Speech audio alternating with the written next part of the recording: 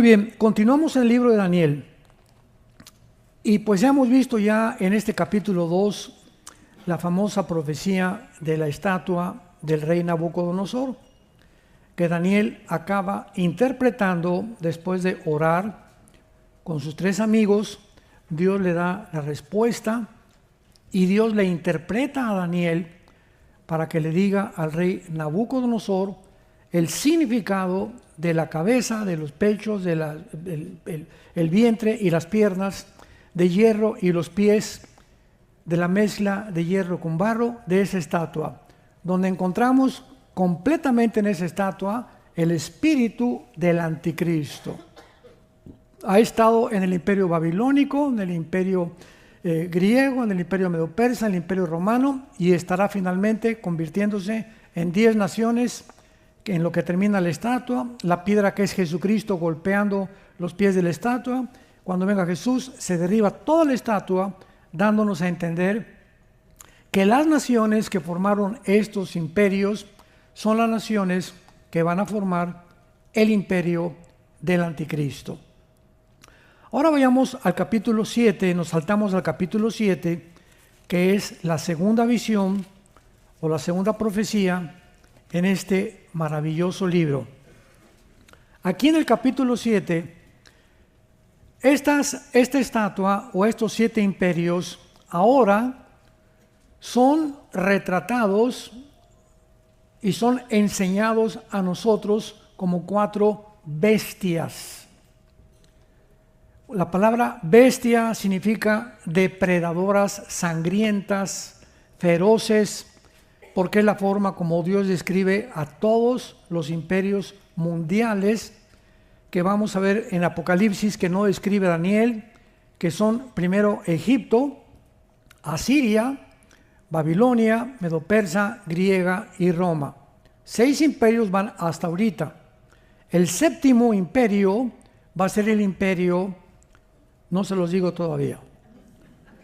Y el 8º imperio ya es el anticristo, con estos 10 gobiernos que vienen del 7º imperio, que vamos a ver en Apocalipsis capítulo 17. Entonces, ¿por qué Dios retrata ya en el capítulo 7 a estos imperios como bestias? Porque todos los gobiernos, todos los imperios, todos los reyes, podríamos decir en un 90%. Yo creo que ahorita estamos en el siglo XXI en un 98%. Porque si alguien me preguntara a qué presidentes o a qué gobernantes de las naciones en el mundo podríamos nosotros reconocer que están viviendo para el pueblo, 3 o 4. Y podríamos mencionar a El Salvador, podríamos mencionar a Argentina, podríamos mencionar a Hungría o a Paraguay y Uruguay. Fuera de eso no me viene a la memoria más gobernantes que realmente estén viviendo para el pueblo, para bendecir al pueblo. Porque la mayor parte de los gobiernos, dice la Biblia, que se enseñorean los gobernantes de las naciones. A Mateo capítulo 20, los gobernantes de las naciones se enseñorean. Todos tienen la tendencia de controlarnos. Ahora, desde el siglo pasado, que se puso como experimento el gobierno del comunismo, marxismo comunista y la dialéctica materialista, de la cual yo formé parte antes de convertirme. Yo fui ateo antes de convertirme. Yo estaba convencido de que el marxismo, el leninismo y la dialéctica materialista, Federico Engels, etcétera, etcétera, con el libro El Capital, era la respuesta para una sociedad mejor. Y como todos los jóvenes, ¿verdad?, que son idealistas, quería una revolución armada. Estuve a punto de irme a Cuba para entrenar, porque quería regresar a México y hacer una revolución para que ese gobierno lo derribáramos, porque necesitamos un gobierno honesto, libre y realmente que ame al pueblo, cosa que hasta que Jesucristo venga no habrá. Entonces, cuando venimos a la Biblia, podemos comprender la razón de por cual una persona, cuando es elevada, Cuando una persona se sienta en una silla como rey, como gobernante, algo le sucede que se enferma. El poder enferma. El poder corrompe y el poder completo corrompe completamente. Una artista de cine que es Miss no sé qué y que la suben y echa películas y todo, cuando sube allá arriba se descompone esa mujer. Cuando un atleta sube a la fama se descompone. La excepción es Messi. Hasta este momento nadie ha sido levantado tan alto como él, desde Ronaldinho. Pero él, porque es, ¿verdad?, tiene un problema de autismo, Nessie. Creo que Dios le ha permitido este autismo para mantenerlo como está. Pero él, nos damos cuenta que no se le ha subido para nada. O sea, es una garbanzo de a libra. Lo comparamos con Cristiano Ronaldo, con Mbappé y con otros futbolistas, ¿verdad? Algo les pasa cuando el dinero, como decía el famoso Joaquín Capilla, campeón de clavados de México, el única medalla de oro que tuvimos en 1952. Decía Joaquín Capilla, la dama, la fama y la dama son los tres enemigos del ser humano. El poder, las mujeres y el dinero descomponen al ser humano. En cuanto una persona prospera, se descompone, hasta de su mamá se olvida. Porque es la tendencia de la naturaleza humana. Entonces, imaginémonos estos imperios. Nabucodonosor se volvió loco. Si ustedes leen el capítulo 4, dice la Biblia que acabó comiendo hierba, porque Dios lo maldijo y finalmente, ¿verdad?, le devolvió la razón Dios, pero pierden completamente la dirección y la brújula para poder gobernar, porque el poder enferma, así es el poder. Entonces, esta es la razón por la cual vamos entendiendo que en el capítulo 7 aparecen los mismos imperios en forma de bestias. O sea, tenemos a Babilonia, tenemos a Medo-Persia, que es Irán, tenemos a Grecia y tenemos a Roma. Veamos el capítulo 7 en esta visión que tiene Daniel. Dijo el versículo 2, miraba yo en mi visión de noche, he aquí los 4 vientos. A los que les interese, en tu Biblia, a la palabra viento, ponle la palabra R-U-A-C-H, que se pronuncia Roach, pero en el hebreo es Roach. La CH en el hebreo es como J, Roach, que significa espíritu. La palabra espíritu en hebreo es Roach, Roach al-Kadesh, o al-Mashiach, ¿verdad?, el Espíritu Santo. Entonces, cuando dice los 4 vientos, eran 4 espíritus en el cielo que combatían en el gran mar. El gran mar es el mar Mediterráneo, porque Daniel se encontraba en Babilonia junto al mar Mediterráneo. Entonces Daniel ve una visión donde 4 espíritus, que aquí se traducen vientos, combatían. Los vientos no combaten. Nos damos cuenta, ¿verdad?, que es algo mucho más profundo. Y vamos a ver que son estos 4 imperios que van a tratar de apoderarse del mundo al final de los tiempos en el que tú y yo estamos viviendo. Entonces había una lucha entre estos espíritus en la dimensión invisible, en el cielo. Y entonces inmediatamente Daniel les dice que estos 4 vientos, estos 4 espíritus son 4 bestias. Grandes, diferentes la una de la otra, que subían del mar. Es interesante que sepamos que el abismo se encuentra en el centro de la tierra y que los cráteres o los volcanes son puertas del infierno. ¿Sabían eso?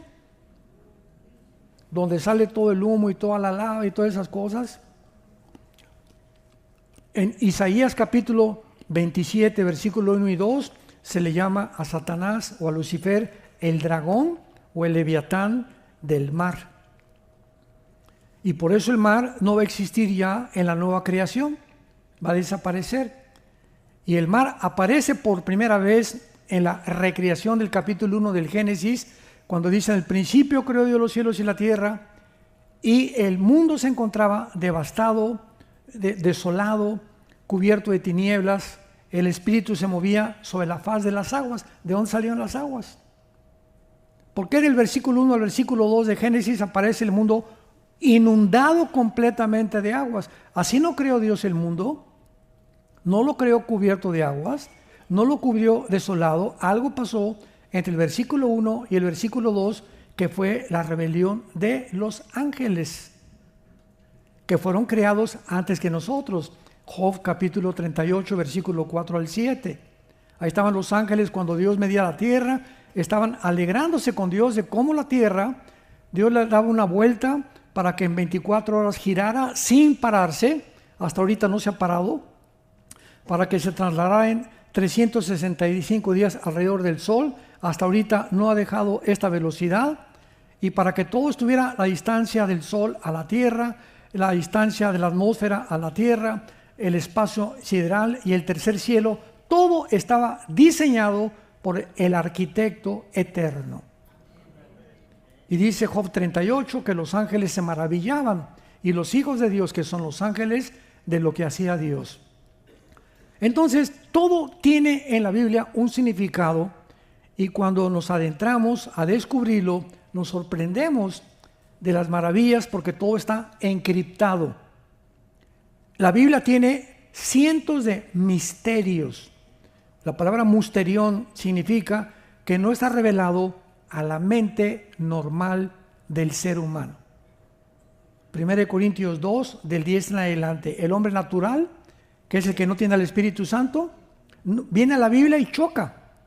Oye, aquí hay mucha sangre, y aquí no, esas guerras, y por qué Dios manda a matar a los cananitas. Chocan, aunque sea la persona con 5 doctorados, PhD, y maestro en filosofía y letras, y puede ser científico, y puede ser químico. No pueden entrar a la mente de Dios, porque este libro se explica por alguien que tienes que recibir antes en tu vida, para que el Espíritu Santo te abra las páginas de la Biblia a la calabaza que tienes aquí. Dios escondió las cosas más profundas de los sabios y los entendidos, y se las reveló a los niños, para enloquecer la sabiduría de los sabios. 1 Corintios 1, 21 en adelante. Porque lo necio de Dios es más sabio que los hombres. Este pasaje de 1 Corintios 1 fue el que yo consideré para convertirme. Yo tenía 1000 preguntas con Dios, y por qué esto y por qué aquel, que lo escribí en mi libro, Dios y la existencia del mal. Creo que ya se acabó. Pero ahí volqué todos estos pensamientos y entendí que lo que para mí parece necio, lo que yo no entiendo, ¿cómo puedo entenderlo si soy un ratoncito, menso, tonto, con la gran inmensidad del pensamiento de Dios? Es como un niño de 5 años preguntándole a Alberto Einstein: oye, ¿qué significa E igual a mc al cuadrado? La famosa fórmula de la teoría de la relatividad, la energía por la velocidad de la luz. ¿Qué le contesta a Einstein? Mira, chamaco menso, aunque te lo explicara, no lo vas a entender, porque tu cerebro no está desarrollado. Vas a tener que crecer a los 10 años, a los 15, a los 20, tal vez a los 25, 30. Cuando ya desarrolles y tengas más información, vas a entender las ecuaciones científicas y que están consideradas en la física cuántica. Pero aunque te lo enseñe, no te lo puedo explicar. Así, cuando una persona viene a la Biblia sin el Espíritu Santo, es un bebé, y quiere entender a Dios cuando su mente espiritualmente está muerta, porque son cosas espirituales. Entonces Daniel ve 4 bestias diferentes unas de la otra, y la primera era como un león, y los que tengan la Biblia, pónganle Babilonia. Este es Babilonia. El león representa a Babilonia. La segunda, versículo 5, un oso. El oso es Irán, y ahí lo explica cada versículo por qué. El tercero es un leopardo, que es muy importante, que es Grecia, que es el tercer imperio que vimos. Las 4 cabezas del leopardo son las 4 divisiones del imperio griego. Y la cuarta bestia no tiene nombre. El Espíritu Santo no encontró ningún nombre de ninguna bestia depredadora para calificar la cuarta bestia. Imaginemos nada más este cuarto imperio, que vamos a ver quién es, que dice la Biblia, vi la cuarta bestia, versículo 7. Lo único que se dice es que era espantosa, terrible, en gran manera fuerte, con dientes grandes de hierro, devoraba y desmenuzaba las obras, y era muy diferente de las otras bestias que vi de ella, y tenía 10 cuernos. La palabra diferente es la palabra shainá en el hebreo, que significa de otra característica o fuera de lo natural. ¿Qué significa esto? Que este cuarto imperio no va a ser igual a los demás, va a ser un imperio sobrenatural, fuera de lo común. Nunca ha existido en la historia un imperio como este que va a derivar en la persona del anticristo. Shainá, un imperio fuera de lo común, un imperio sobrenatural, un imperio que traspasa la capacidad política y todo lo que actualmente los gobernantes están buscando. Y de ese imperio, dice la Biblia, tenía 10 cuernos. Y aquí vamos antes a tener que detenernos para ir con mucha calma y comenzar a explicar estos 10 cuernos. Muy bien, los cuernos en la Biblia simbolizan reinos y simbolizan líderes también, de acuerdo al contexto en el que se use. Aquí estos 10 cuernos significan 10 gobiernos que equivalen a los 10 dedos de la estatua de Nabucodonosor. ¿Me van siguiendo?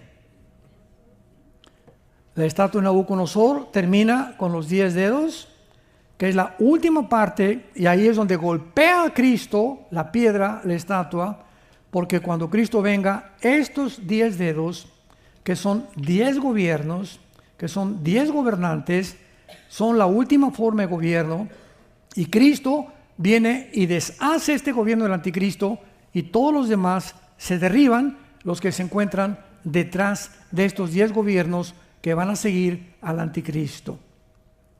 Muy bien, veamos a estos, vamos a Apocalipsis 17 y vamos a compararlos, porque no es hasta que el apóstol Juan aparece 600 años después de Daniel.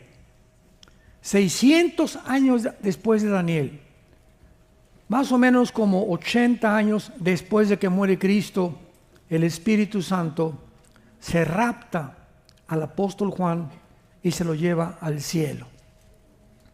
Y ahí Juan, estando exiliado en la isla de Patmos, que está junto al mar Egeo, casi junto a Grecia, la isla de Patmos, el Espíritu Santo le revela el libro del Apocalipsis.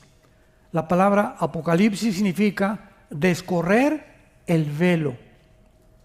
No significa, va bien mundo apocalíptico, por los juicios habla, pero la palabra Apocalipsis significa descorrer un velo. O sea, el Apocalipsis es una revelación que estaba velada, con un velo. Y cuando somos cristianos, Dios nos comienza a quitar este velo. Y el cristiano es una persona que aquí ve y luego ve un poquito más y la ventana se va abriendo y más sol y más luz. Y mientras más obedeces, mientras más te entregas al Señor, más se abre la ventana y más alcanzas a ver y más alcanzas a entender. En Daniel 12 vamos a ver que dice: los entendidos entenderán. En Mateo 24 dice: como los días de Noé será la segunda venida. No entendieron. Continuamente se usa esa palabra, no entendieron. Y por no entender vino el diluvio y se los llevó a todos. Y actualmente en el siglo XXI, la mayor parte de los cristianos que van a la iglesia no han entendido que Dios nos llama a la santidad. No puedes jugar a ser cristiano. Como Daniel, decídete en tu corazón servir al Señor de una vez por todas. antes de que vengan más pruebas y te agarren descuidado. En Apocalipsis 17, encontramos una visión del apóstol Juan de una mujer montada sobre una bestia. La bestia es el anticristo, la mujer montada es un sistema religioso que en los primeros 3 años y medio del gobierno del anticristo, el sistema religioso va a dominar al anticristo. Este sistema religioso se llama el sistema babilónico. Babilonia es confusión. Y después de los 3 años y medio, el anticristo, ya que vio que la religión esta lo va a ayudar, se va a deshacer del sistema religioso, y entonces los últimos 3 años y medio de la gran tribulación, el anticristo manda quemar todas las religiones, principalmente esta, y él se erige como Dios. Segunda de Tesalonicenses 2, versículos 3 y 4. Entonces, esta ramera, dice la Biblia en el versículo 2, han fornicado todos los reyes de la tierra. Los moradores se han embriagado con el vino de su fornicación. O sea, este sistema religioso es un sistema que, de acuerdo a la Biblia, que fue escrita hace 2000 años, la mayor parte de los gobernantes, de alguna manera se le llama, se embriagaron, se emborracharon con sus doctrinas. Y no ha habido más que un solo sistema religioso que haya gobernado a Europa durante 18 siglos más que el Vaticano. Más que el Vaticano. Lo vamos a ver al final. En el versículo 18 dice claramente que este sistema es Roma. Durante 18 siglos, el rey de Inglaterra, el rey de Francia, no pueden hacer nada sin el permiso del Papa. El Papa autorizaba con quién se iban a casar. Y hacen convenios de matrimonios en Europa entre príncipes y reyes con el propósito de tener la bendición del Papa. Hasta que viene la Reforma Protestante en 1620 con Martín Lutero, un monje alemán que comienza a leer la Biblia y lee: el justo por la fe vivirá. Y descubre que no hay cosa para misas a santos, ni tampoco sacrificios, ni tampoco San Bartolomé de las Casas, ni Santa Rita, ni a Santa Abraham, ni nadie más que Jesús, el camino y el único mediador. Y agarra Martín Lutero y escribe las 95 tesis. 1, 2, 3, 95 tesis. Esto dice la Biblia, esto dice Roma. Y va Lutero a la catedral de Wittenberg y las clava. A la luz de todo mundo, que era la más famosa catedral. Y cuando el Papa se entera de que Lutero lo está retando, manden a agarrar a ese hombre por acá y tráiganmelo vivo o muerto al Vaticano. Pues agarran a Lutero y se presenta en la dieta de Worms, así se llamó, y llega al Vaticano Lutero, y aquí estaban todos los cardenales de una derecho y allá el Papa. Y se para Lutero y le dice el Papa a Martín Lutero: te contradices y vas a negar todo lo que escribiste. Y Lutero iba a una Biblia chiquita y dice Lutero: mira, cabezón, si tú me muestras, o todos los cardenales, a alguien de ustedes, que yo estoy equivocado con este libro, me retracto y les pido perdón. Se hizo un silencio absoluto. Nadie se atrevió a contradecirlo. Para comenzar, ni la Biblia tenía. Entonces, pues, lo declararon que lo iban a perseguir y se fue a escapar. Los príncipes de Holanda y de Francia lo protegieron, y vino la revolución protestante que llegó a Inglaterra, y en Inglaterra se dieron cuenta también de este cambio, este paradigma que había sido el Vaticano, y entonces ahí en Inglaterra huyen y vienen a Virginia, a Rhode Island, a Estados Unidos, Thanksgiving Day, que fue ayer, ¿no? Ese es el Thanksgiving Day. Cuando llegaron los peregrinos de Europa huyendo de la persecución del Vaticano y llegaron aquí con este libro, y con este libro se fundó y se estableció el gobierno de Estados Unidos. Y por eso se llama Thanksgiving Day. Le dan gracias a estos peregrinos que llegaron a este país a traer la palabra de Dios. Y este país se convirtió durante muchos años, durante siglos, en el propagador más grande en el mundo del Evangelio.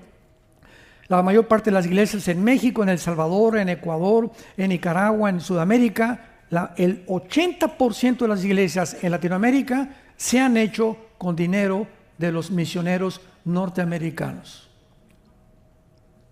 Y lo mismo en España y en muchas áreas de Europa. Así que hay muchísimo que tenemos que darle gracias a este país todavía. Entonces, estas 4 bestias que representan a estos 4 imperios, que fueron los que acabamos de ver en la estatua de Nabucodonosor, vemos claramente en el capítulo 17 de Apocalipsis que se representan bajo un sistema religioso que vamos a ver más adelante, que se le llama Babilonia la Grande. Versículo 5, la madre de las rameras y de las abominaciones de la tierra. Lo que les voy a decir les va a sorprender.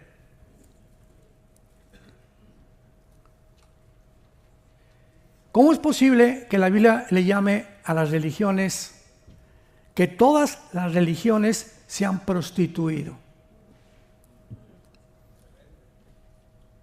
Que las religiones es el disfraz más perfecto de Satanás. Y de ahí el famoso dicho, todas las religiones salvan, todas llevan a Dios. No sabes ni lo que estás diciendo. El hinduismo tiene 6 millones de dioses. El Islam tiene Alá con sueños epilépticos que tuvo Mahoma. El budismo es ateo. ¿Qué? El budismo es una religión atea, no creen en Dios. Gautama Buda no creía en Dios. Él salió del palacio como un príncipe a buscar el propósito del sufrimiento, pero acabó en McDonald's. Mahatma Gandhi, ¿verdad? Fue un gran hombre en la India que impidió que los ingleses acabaran con la India a través del pacifismo, pero todas las religiones, ninguna de las religiones puede decir realmente que llevan a Dios, y todas tienen el mismo común denominador. Todas las religiones, sin ninguna excepción, enseñan que para ir a Dios tienes que hacer algo.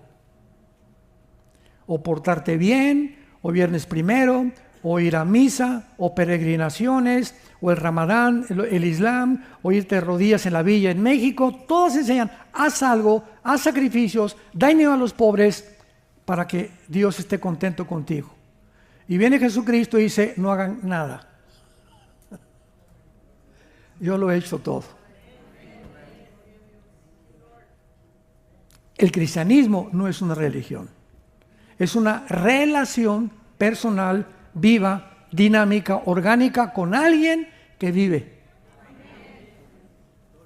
Entonces, todas las religiones de alguna manera han engañado, han sido usadas por el diablo para engañar a la humanidad, que están bien, que estén tranquilos. Pórtate bien, ya de vez en cuando dinero por aquí, por allá, y nos vemos en el cielo. Son personas sinceras, pero sinceramente equivocadas. Pero ya en el versículo 7, Juan está muy preocupado porque eso de Babilonia y la mujer prostituta y la bestia, y Juan dice, ya, espérame tantito, ¿por qué estás tan asombrado?, le pregunta el ángel. Y entonces el ángel comprende la confusión de Juan. No entendía ni papa, como ahorita muchos de ustedes, hasta que no lo veamos, porque la Biblia se interpreta por sí misma, y veamos la explicación que el Espíritu Santo nos da de todas estas visiones, porque nadie puede interpretar la Biblia más que la misma Biblia. Entonces el ángel le dice, ¿por qué te asombras? Versículo 7, yo te diré el misterio de la mujer, él nos los va a enseñar, y de la bestia que la trae, la cual tiene 7 cabezas y los 10 cuernos. El anticristo es retratado con 7 cabezas, que son los 7 imperios que han surgido en el mundo desde Egipto. Los 7 imperios y los 10 cuernos representan la última forma de gobierno mundial del anticristo, como lo vamos a ver. Ahora pongan mucha atención y suban la parabólica. Versículo 8. La bestia que has visto era, no es y está para subir al del abismo. O sea, la bestia es el anticristo. Dice la Biblia que la bestia era, o sea, que ya existía antes. El espíritu que va a poseer el anticristo se encuentra ahorita detenido por Dios hasta que el anticristo nazca y se manifieste al mundo. Este espíritu va a ser el avatar, el anticristo va a ser el avatar de este espíritu que lo va a poseer, que es el mismo Satanás. Era, no es, en el tiempo de Juan no existía este imperio del anticristo, ni el anticristo estaba activo en el tiempo de Juan, y está para subir del abismo, en donde se encuentra el espíritu que está aprisionado y que va a surgir del abismo hasta que el anticristo surja. Va a surgir y se va a meter en el anticristo. Este espíritu se encuentra ahorita en el abismo. Rápidamente vean Apocalipsis 11. Rápidamente, no le quiten el dedo. Apocalipsis 17. Apocalipsis 11, versículo 7.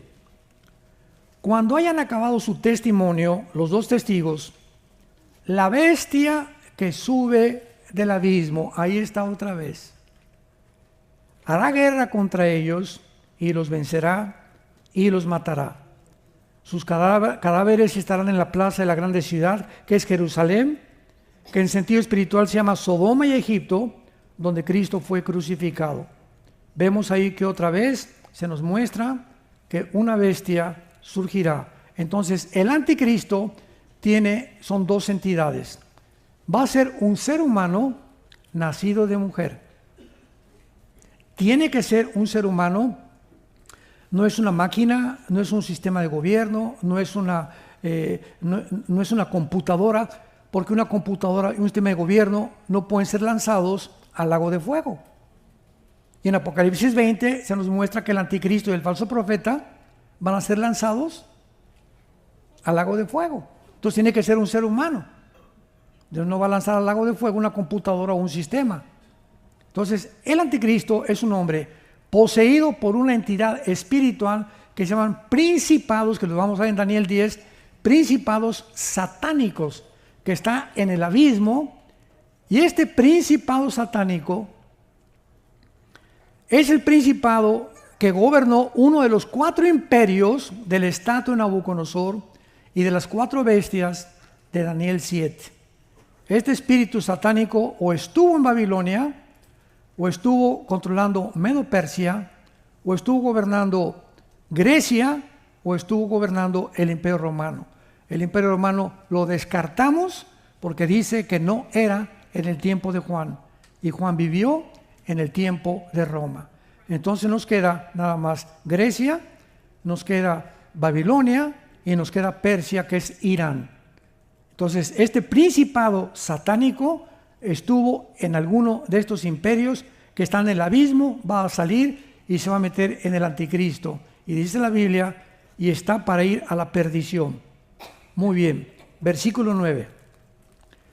Esto para la mente que tenga sabiduría, o sea, esto es para los cristianos. Porque nosotros tenemos, 1 Corintios 2, la mente de Cristo. Podemos entender muchas cosas y muchos cristianos recién nacidos les es difícil todavía entender todo esto. El año que entra lo vas a entender. Pero lo vas a entender. Esto para la mente que tenga sabiduría. Las 7 cabezas son 7 montes. Y son 7 reyes. Ahí está. Son 7 imperios las cabezas que están en la bestia. Ahora pongan atención. 5 de ellos han caído. Nos encontramos en Roma, ¿verdad? En el tiempo de Juan. 5 imperios han caído. A ver, Egipto, Asiria, Medo-Persia, Grecia y Babilonia, que es Egipto, Asiria, Babilonia, Medo-Persia y Grecia. En el tiempo de Juan, 5 imperios habían caído. Repito, Egipto, Asiria, Babilonia, Medo-Persia y Grecia. Y uno que era Roma, cuando Juan estaba escribiendo el Apocalipsis. Y el otro, o sea, el que sigue, no ha venido. Y cuando venga, es necesario que dure poco tiempo. La bestia que era y que no es y que es también el octavo, es de entre los 7 y va a la perdición, que es el anticristo. El último imperio será el octavo imperio. O sea, desde el principio de la creación hasta que venga Cristo, habrán nada más 8 imperios. Y los 10 cuernos, que es lo que nos interesa ahorita, que has visto, son 10 reyes. No hay vuelta de hoja. Son 10 gobernantes que aún no han recibido su reino, pero por una hora recibirán autoridad juntamente con la bestia. Es el gobierno del anticristo formado por 10 naciones. Los 5 dedos de la estatua de Nabucodonosor del oriente y los 5 dedos del occidente de la estatua de los pies de Nabucodonosor. Son los 10 dedos que en el Nuevo Testamento son 10 cuernos. Ya se nos interpreta que son 10 gobernantes junto con el anticristo.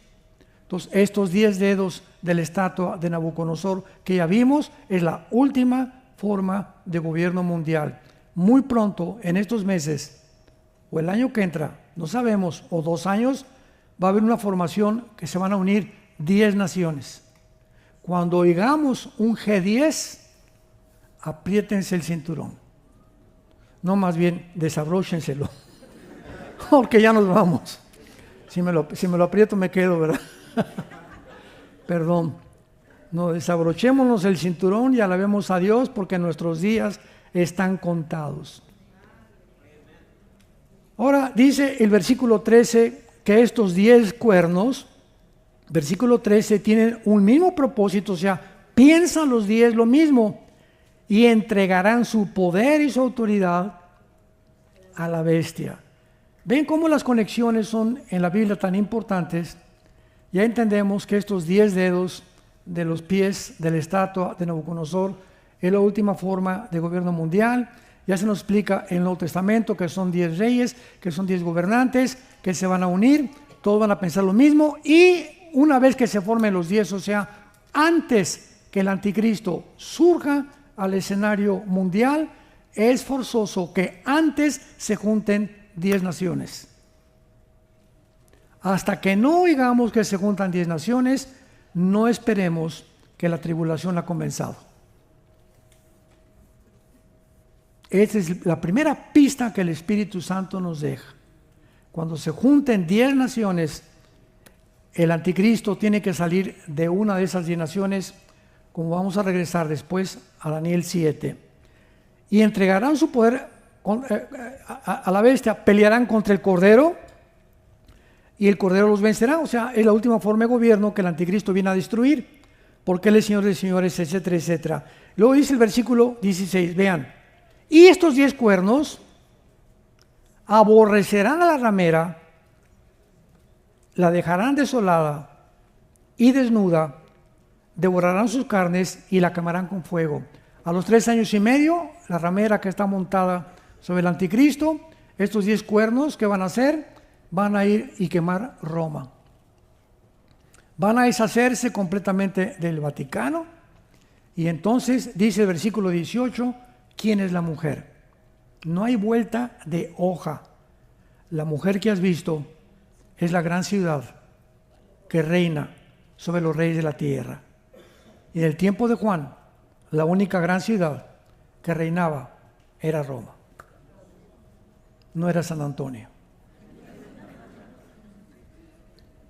No era París, no era Londres, no era Washington, era la ciudad de Roma. El Vaticano ha sido el único sistema religioso que más cristianos ha matado.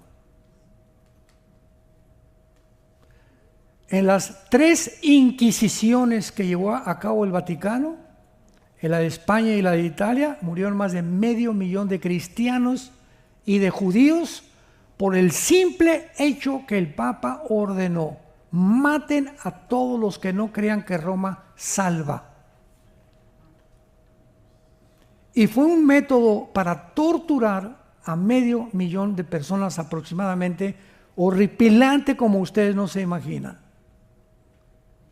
No hay nadie que haya derramado más sangre que el Vaticano en perseguir y matar a cristianos. Hasta que vino la Revolución Protestante de Martín Lutero. Entonces, qué importante es que podamos nosotros ir juntando estas piezas para poder ir entendiendo las piezas del rompecabezas. Tenemos un rompecabezas y tenemos que tener esta pieza y esta pieza de Zacarías, de Ezequiel, de Joel, de Daniel, para que una vez que tengamos estas piezas, porque el Apocalipsis sin Daniel no se puede interpretar, y el libro de Daniel no se puede interpretar sin tener el Apocalipsis. Son piezas por todos lados que tenemos que juntar, que hagan conexión y que hablen más o menos de lo mismo para poder tener el plano claro y ver ya el plano total de Dios. Mientras llegamos a completar este plano, lo que sabemos no lo sabemos como lo deberíamos de saber. Un ejemplo, yo durante mucho tiempo creí que en Ezequiel 38 y 39, la famosa batalla de Gog y Magog, que Gog era Rusia, porque durante más de 15 años todos los escatólogos que yo estudié en los 80s, 90s y a principios del siglo, todos decían que era Rusia, por la palabra Rosh. Y cuando estudias la etimología de la palabra Rosh, que aparece como príncipe de Mesec y de Tubal, en Ezequiel 38, versículo 1 al 3, es la palabra de donde viene la palabra Rosh Hashanah, que es la cabeza de las fiestas de Israel. Entonces la palabra Rosh no es el nombre de una ciudad, no es un título, es el nombre de quién, ¿verdad? Es un título que se le da a alguien que es el nombre de Gog, o sea, es una cabeza de un imperio que se va a levantar, que son las 10 naciones que va a encabezar el anticristo, que van a formar parte de naciones árabes y naciones de Europa musulmanas, porque el gobierno del anticristo será islámico. Me adelanto muchísimo. El gobierno del anticristo será islámico. El anticristo tiene que ser musulmán.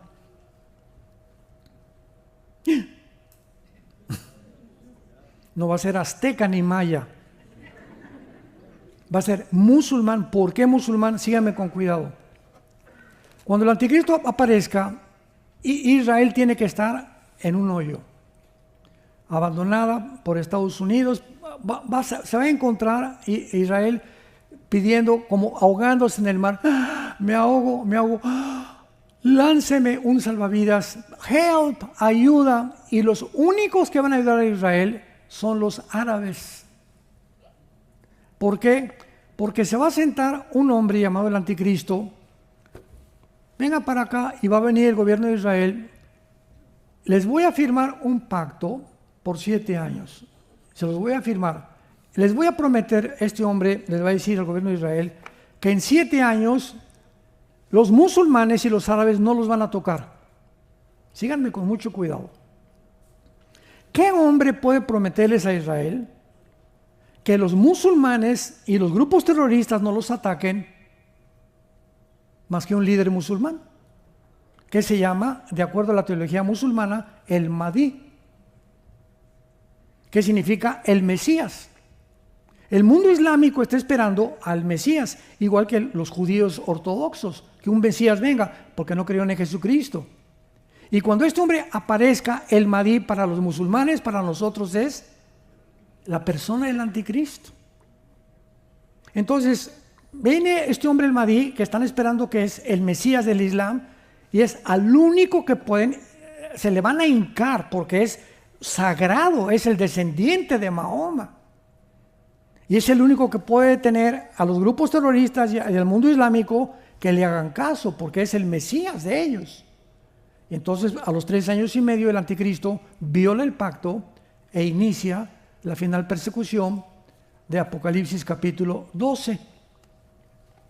Pero por eso no puede ser, es posible que el anticristo sea judío musulmán, porque Pablo era judío y era ciudadano romano. Si tú vienes de México o de Costa Rica y naces aquí en Estados Unidos, eres ciudadano americano, ¿verdad? Pero tu origen es tico, costarricense o nicaragüense, de ahí son tus padres.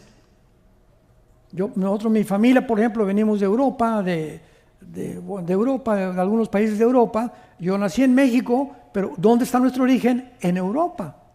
Entonces, el anticristo, dice la Biblia, que va a surgir de la tribu de Dan. Génesis 49. Me he adelantado muchísimo ahorita.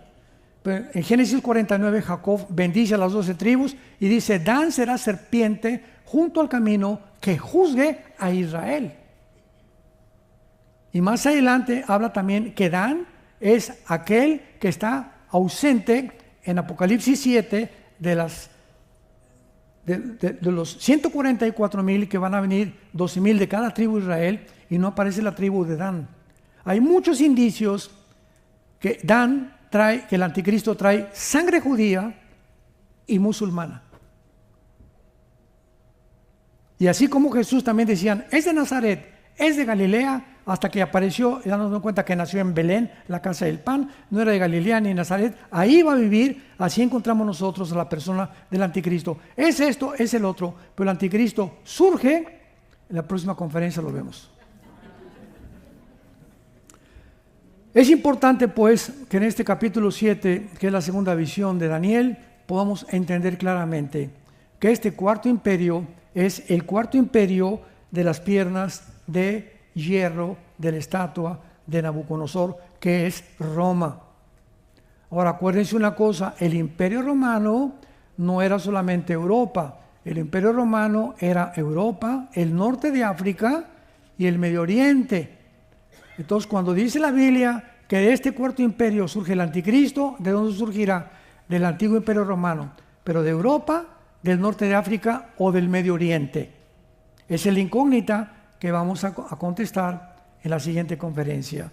Te damos gracias, Padre, en esta tarde por tu palabra maravillosa, profunda, encriptada, llena de misterios.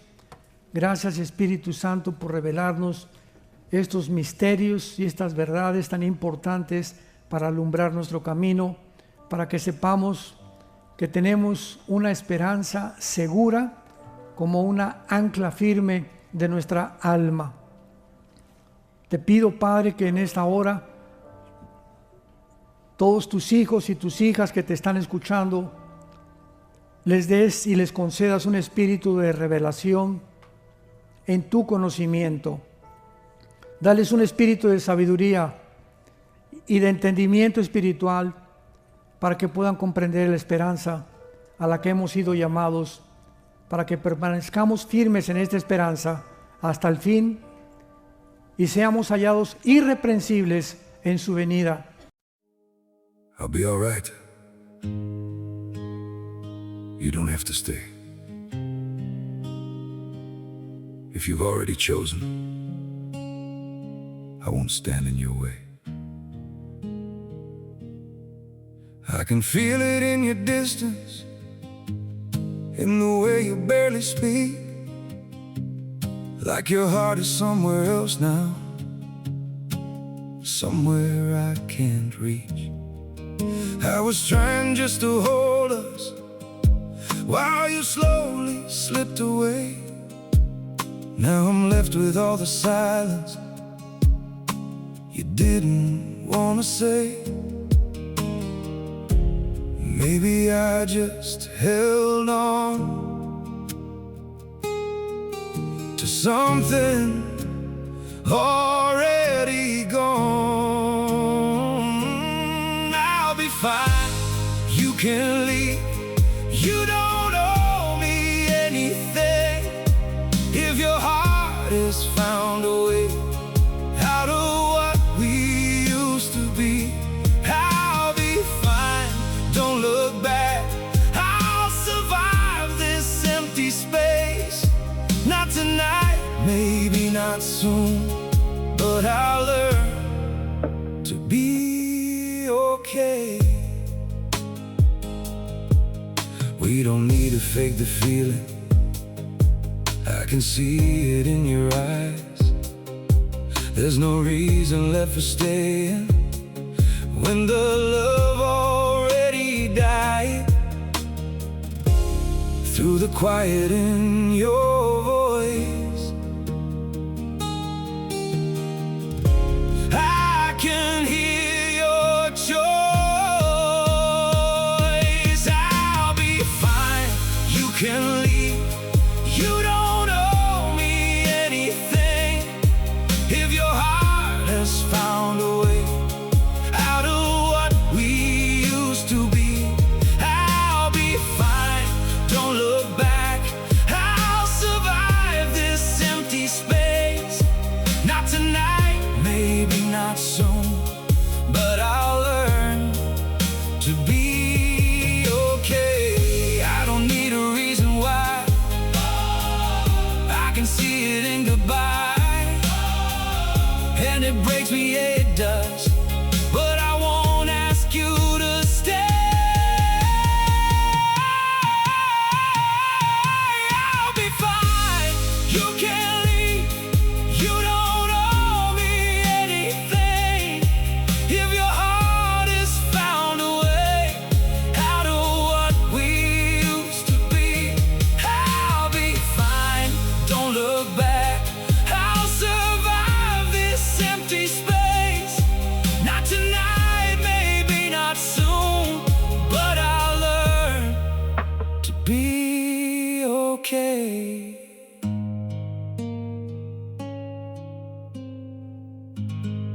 I'll be all right.